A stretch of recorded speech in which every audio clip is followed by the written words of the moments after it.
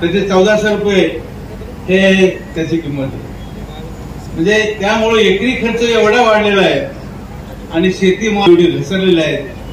त्यामुळे शेती आपल्याला आधुनिककडे जायचंय, पण आपल्याला जाणं शक्य होतं. त्यामुळे कृषी मूल्य आयोगाने खरं म्हणजे याच्या निवडीसाठी लागणारा खर्च, त्याचं सरकारने MSP जे आहे ते मिनिमम फार कमी असते. त्याचे बाजारभावाप्रमाणे दर जास्त असायला पाहिजे. परंतु शेतकऱ्यांना शेतीमाल विकणं, उत्पादन खर्च जर वजा केला आणि बाजारात माल नेला, हातात काही शिल्लक नसतं. त्यामुळे कृषी मूल्य आयोगाने याच्यावर खूप काम करावं असं मला वाटतं. म्हणून पाशाबाईला मी विनंती केली होती की तुम्ही आणि तुमचं मार्गदर्शन या भागातील शेतकऱ्यांना होईल. तसं पाशाबाई कृषी वर बऱ्याच वर्षापासून काम करतायत. त्यांनी जरूर या सूचनेचा विचार करावा. आपल्या या आजच्या मेळाव्याला 5-6 तालुक्यातून लोक आलेले आहेत. 4 दिवस मोठ्या संख्येने लोकांनी त्याचा फायदा घ्यावा आणि त्याचा उपयोग होईल. या ठिकाणी आपल्या मराठवाडा कृषी विद्यापीठाचे कुलगुरू हे पण उपस्थित आहेत. त्यांना सुद्धा माझी विनंती आहे की आपल्या विद्यापीठामध्ये जे संशोधन होतं, डॉक्टर सर्व्हिस करत होते, ISROने सुद्धा रिसर्च करण्याची गरज आहे. कृषी विद्यापीठ स्थापन झाले. आजही शेतामध्ये आपण गहू पेरला तर 12 क्विंटल 15 क्विंटलच्या पुढे होत नाही. आपला कापूस 10 क्विंटलच्या पुढे जात नाही. आपलं यील्ड कधी वाढणार आहे? अशा प्रकारचं बी बियाण्याचा शोध लावला पाहिजे. मी कुठेतरी एका परिषदेमध्ये ऐकलं होतं की एकरी 60-70 क्विंटल गहू झाला पाहिजे. असं बी बियाणं कृषी विद्यापीठाने शोधून काढलं पाहिजे. कापसाचं तसंच यील्ड वाढलं पाहिजे. वाढत्या लोकसंख्येला जर आपल्याला अन्न पुरवायचं असेल तर आपल्याला आपलं यील्ड. आपल्या इकडे कृषी प्रदर्शन यापूर्वी कधीही आयोजित झालेलं नव्हतं आणि तो उपक्रम माननीय धोंडे साहेबांनी या ठिकाणी राबवला. त्याबद्दल मी त्यांचे आभार या ठिकाणी मानतो. कारण प्रत्येकच शेतकरी आपल्या इथला पुण्याला प्रदर्शन होतं, नाशिकला होतं, त्या ठिकाणी जाऊ शकत नाही. आता मध्ये मुशीला पुण्याला प्रदर्शन त्या ठिकाणी झालं. पण आपल्या इथल्या शेतकऱ्यांना जुन्या तंत्रज्ञान जे शेतीमध्ये आलंय किंवा जे बाकी बियाण्याच्या बाबतीत जे आधुनिक बी बियाणं आलंय त्याची माहिती इथं जागेवर मिळणं हे खूप महत्वाचं काम या ठिकाणी झालंय. येते 4 दिवस हे कृषी प्रदर्शन या ठिकाणी होणार आहे. मी म्हणतो की जास्तीत जास्त शेतकऱ्यांनी याचा लाभ घ्यावा.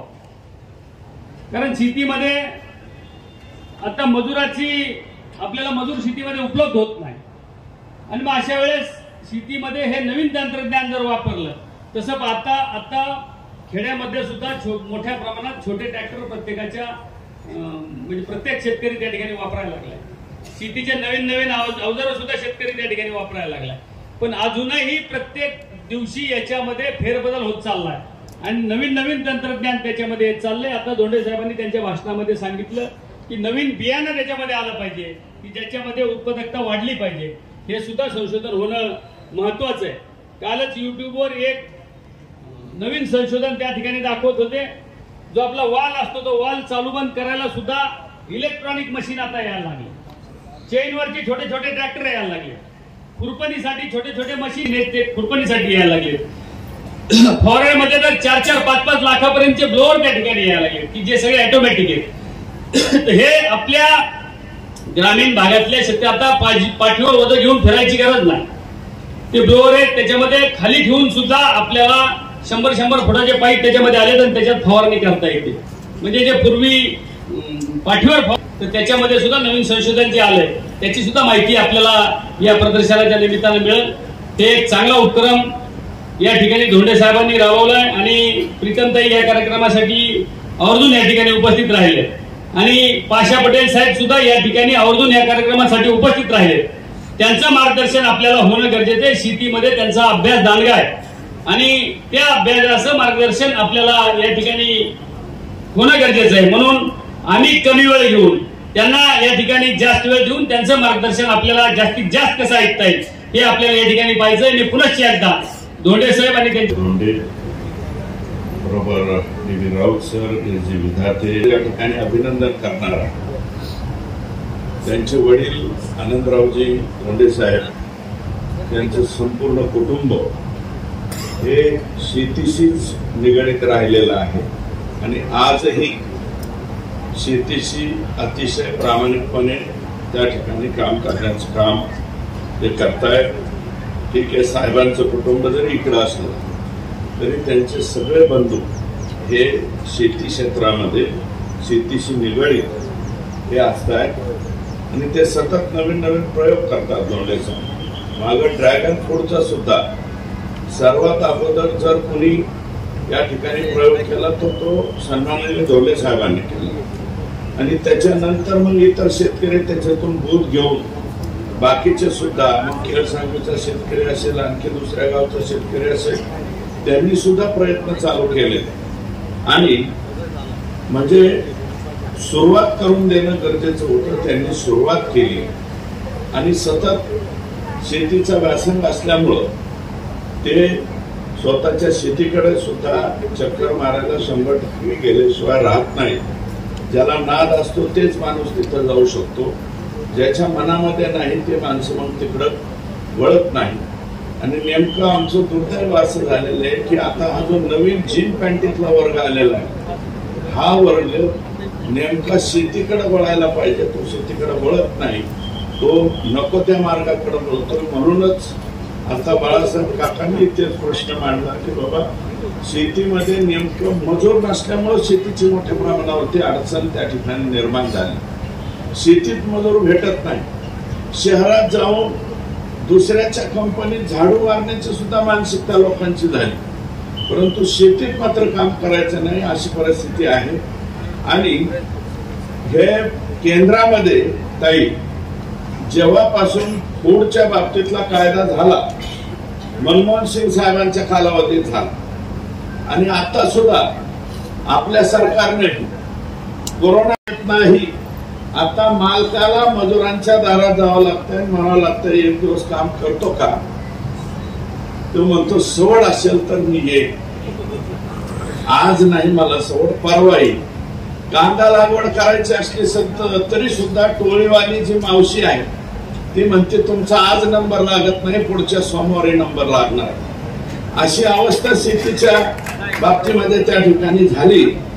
आणि म्हणून मी माननीय धोंडे साहेबांचं अभिनंदन या ठिकाणी यास्तव करेल की स्वामीनाथन साहेबांचं नाव त्यांनी इथं दिलं, कारण या देशामध्ये कुठलंही आंदोलन शेतीच्या बाबतीत झालं तर त्याच्यातली एक मागणी कॉमन असती, पहिली की देशामध्ये शेतीच्या मालाच्या बाबतीमध्ये स्वामीनाथन आयोगाचं लागू करा, ही पहिली मागणी प्रत्येक आंदोलनात. पण या देशाच्या सगळ्या कुठल्याही राज्यामध्ये आंदोलन हो त्याच्यामधली पहिली मागणी ही त्या ठिकाणी ही असते विषय.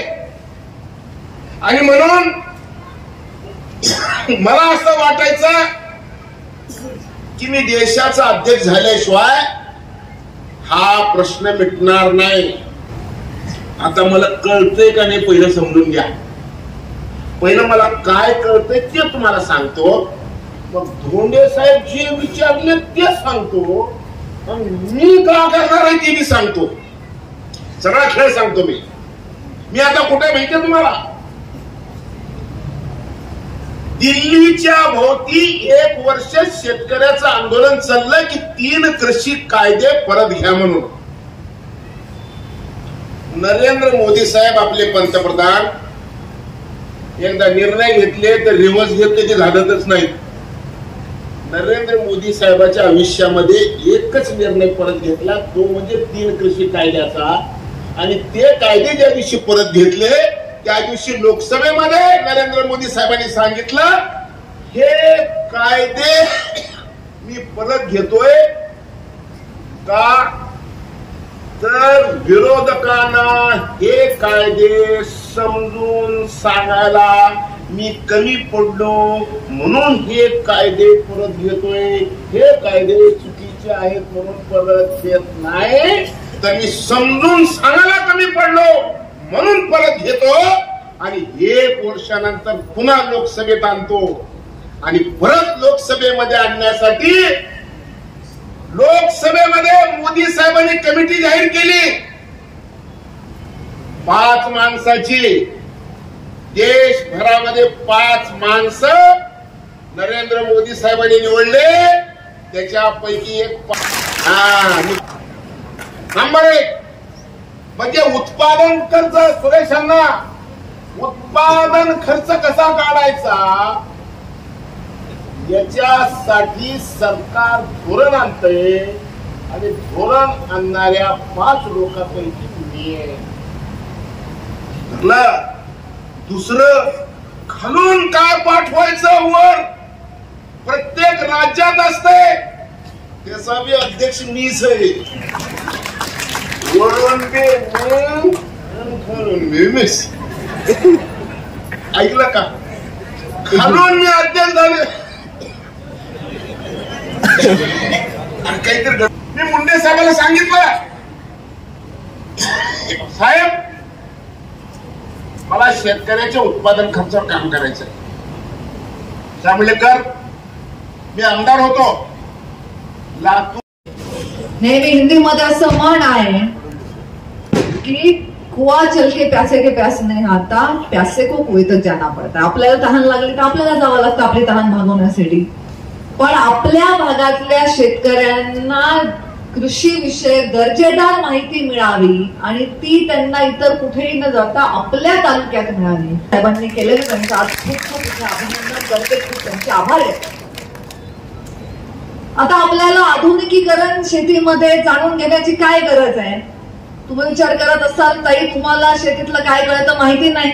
जन्म जरी शेतकऱ्याच्या घरातला झालेला असला तरी आता काही शेती करणारी आमच्या पूर्वीची पिढी नव्हती, पण तरी सुद्धा आमच्या आता सगळ्या पिढ्या शेतीमध्ये गेल्या.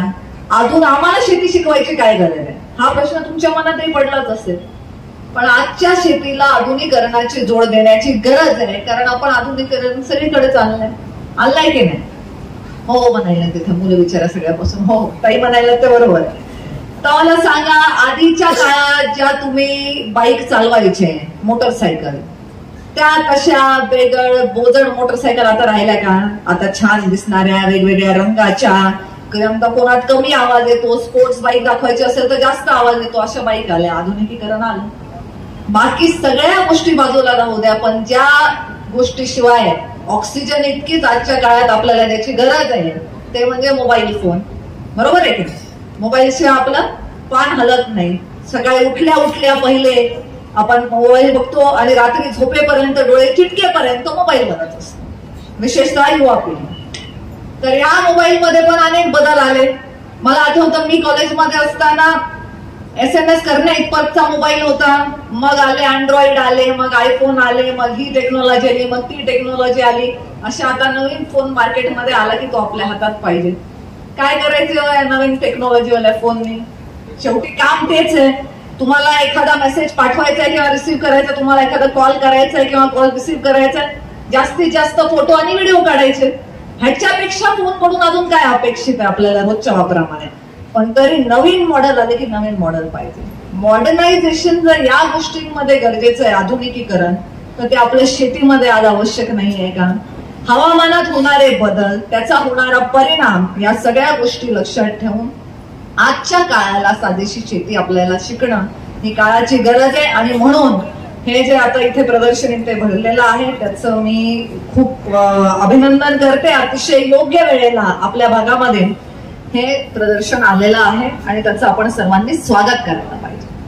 आता इथे लहान वयाची शाळा कॉलेजची मुलं बसलेली दिसत आहेत, त्यांचा शेतीशी थेट संबंध नाही, पण आज आपल्यापैकी किमान 80 ते 85% लोक हे शेतकरी घरातून येतात. बरोबर आहे? घरात तुम्ही स्वतः जरी शेतीवर जात नसलात तरी तुमचे आई वडील आहेत, तुमचे आजी आजोबा आहेत. तुम्ही आज शेती करत नसलात तरी उद्या तुमचे विचार हे येणाऱ्या काळामध्ये शेती बदलून राहतील आणि शेतीच्या माध्यमातून आपलं जीवन बदलून राहतील. म्हणून तुम्ही सुद्धा सगळ्यांनी हे बघणं गरजेचं आहे. म्हणून तुम्ही सुद्धा मन लावून हे कार्यक्रम ऐकावे आणि ज्या तिथे उपस्थित नाही आहेत त्या लोकांना जाऊन त्याची सूचनाही करावी, कारण प्रदर्शन अजून 3 दिवस पुढे आहे, तर आपण सर्वांनी खरंच काळाची गरज पाठवल्या. आणि हा प्रश्न माझ्याही मनात होता की आपण कृषी प्रदर्शनामध्ये येऊन बोलत असताना राज्य सरकारच्या काय योजना आहेत, केंद्र सरकारच्या काय योजना आहेत, त्याचा पाढा मी पण वाचू शकते. आता गेल्या काही दिवसांपासून विकास रथ या माध्यमातून प्रत्येक गावागावामध्ये केंद्र सरकारच्या योजनांची माहिती आपण पोहोचवतोय. पण तरीही सगळ्यांचा प्रश्न काय असतो ते जाऊ द्या ताई, आता आमच्या शेतमालाला भाव देण्याविषयी काय बोलतात ते सांग. सगळ्यांच्या मनात हाच प्रश्न आहे ना, ते तुम्ही चिठ्ठ्या लिहून पाठवले, कांदा असेल, सोयाबीन असेल, कापूस असेल, या सगळ्या गोष्टींवरती ह्याच्या आपल्या शेतकऱ्याला योग्य भाव का मिळत नाही, त्याच्या मालाला, ह्याच्यावरची चर्चा झाली पाहिजे. गंमत अशी असते बघा की मी डॉक्टर म्हणून प्रॅक्टिस करत होते तेव्हा बघितलं, एखादा आजार असतो, त्या आजारावरती एखादं नवीन औषध आलं किंवा आजाराचं एखादं नवीन लक्षण दिसलं तर अनेक डॉक्टर, वेगवेगळ्या शहरांमधले, वेगवेगळ्या देशांमधले डॉक्टर एकत्र येऊन चर्चा करतात की आपल्याला या आजाराविषयी काय नवीन करता येईल. जर इंजिनिअरिंग मध्ये एखादी नवीन टेक्नॉलॉजी आली तर जगभरातले इंजिनियर एका मंचावर येऊन चर्चा करतात की आपण या टेक्नॉलॉजीचा योग्य वापर कसा करू शकतो. हे करत असताना त्यांना कमीपणा वाटत नाही, पण आपली अपेक्षा आहे की राजकारण्यांना सगळं आलं पाहिजे. आम्ही खाली बसून प्रश्न विचारला की कुठलीही चर्चा करायची नाही त्यांनी. मी जर आज म्हटलं की कांद्याच्या भावाचं काय, तर लगेच बातमी येणार उद्याच्या पेपरमध्ये, खासदार प्रीतम मुंडेंचा भाजप सरकारला घरचा आहे. त्याला घरचा आहे म्हणत नाही, ही माहिती घेणं हे काळाची गरज आहे. आणि जर आपल्याला एखादी गोष्ट येत नसेल तर पुढे येऊन त्याच्याविषयी प्रश्न विचारावेत, ती शिकावी आणि मग योग्य माहिती ज्या लोकांपर्यंत पोहोचवायची त्यांच्यापर्यंत पोहोचवायची. ह्याच्यात कुठलाही कमीपणा असता कामा नये. जर प्रत्येक क्षेत्रातल्या एक्सपर्टला ते अलाउड आहे तर ते राजकारण्यांना पण अलाउड असलं पाहिजे. त्यामुळे तुम्हाला जे प्रश्न पडले ते मलाही पडलेले आहेत. त्याच्यावर अजून ऑफिस पण मिळालेलं नाही आणि स्टाफ पण मिळालेला नाहीये, म्हणून थोडं त्याच्यावर नंतर काम करू असं पाशाबाईंनी सांगितलंय. तर आपण निश्चितच त्यांच्याकडे या गोष्टीसाठी सकारात्मक दृष्टीने बघू शकतो. दत्त साहेबांनी भाषणांमध्ये आपल्या दूध उत्पादकांचा प्रश्न मांडला आणि त्यांच्या समस्या सांगितल्या. निश्चित या विषयावरती पण काम करण्याची गरज आहे. पण मी त्यानिमित्ताने एक विनंती पण करणार आहे दत्त साहेब तुम्हाला, की तुम्ही मला नेहमी म्हणता ताई तुम्ही खासदार आहे, तुम्ही केंद्राचे प्रतिनिधी आहे, केंद्रात आमचे विषय मांडा, तुमच्या शब्दाला महत्व आहे, वजन आहे, तुम्ही सोडवू शकता प्रश्न. पण या प्रश्नांवर आपण कधीतरी मंचावर आणि भाषणाशिवायही चर्चा केली पाहिजे. तुम्ही आपल्या मला भाषण टू भाषण सांगता. मागच्या भाषणात नॅशनल हायवेचा विषय, या भाषणामध्ये दुधाचा विषय, तर आपण दोघं याशिवाय सुद्धा एकमेकांशी बोलून या गोष्टींविषयी तोडगे काढू शकतो. जर आपण एकत्र आलो तर राज्य सरकार आणि केंद्र सरकारकडे आपले प्रलंबित असणारे विषय आपण निश्चितच झपाट्याने निकाली काढू शकू. म्हणून आपण भाषण टू भाषण एकमेकांशी न बोलता व्यतिरिक्त सुद्धा संवाद, जे विषय तुमच्या लक्षात येतात की ज्याला केंद्राच्या हस्तक्षेपाची गरज आहे तर निश्चित माझ्याशी बोलत चला. बाकी मला असं वाटलं होतं की विषय शेतीशी संबंधित आहे, कृषी प्रदर्शन आहे, तर त्याच्याशी संलग्न भाषण केलं पाहिजे. पण पाशाबाईंचं बोलणं ऐकल्यानंतर थोडंसं त्याला वेगळं हे झालेलं आहे. म्हणजे एक तर तुम्ही आले आणि तुम्ही आल्या आल्या लोकांना घोषणा द्यायला लावल्या भारत माता की जय, जरा स्फूर्ती आली पाहिजे. इथे या मंचावर बसलेली मी आहे आणि आमचे अध्यक्ष आहेत राजेंद्र मस्के.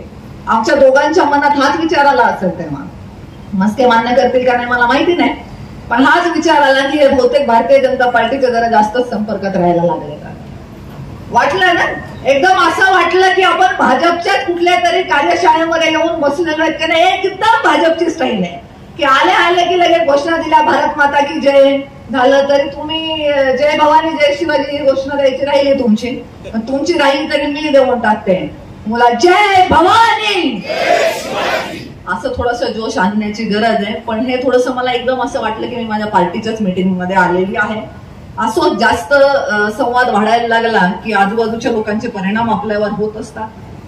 बाकी पंकजाताई ह्या पार्टीच्या मीटिंगसाठी दिल्लीत असल्यामुळे इथे येऊ शकल्या नाही आणि त्या येणं अपेक्षित होतं. ठीक आहे, ताई नाही आल्या, मी आले, काही नाही, आता काय म्हणायचं. मोठी बहीण नाही आली, धाकटी बहीण आली, दोघींपैकी एकच आली किंवा काही असलं तरी आता मुंडे मला वाटतं नाव ही काफी आहे. बरोबर आहे का नाही? शेवटी दोघींपैकी कोणी आलं तरी आम्ही एकाच विचारधारांनी एकाच दिशेने चालणारे आहोत.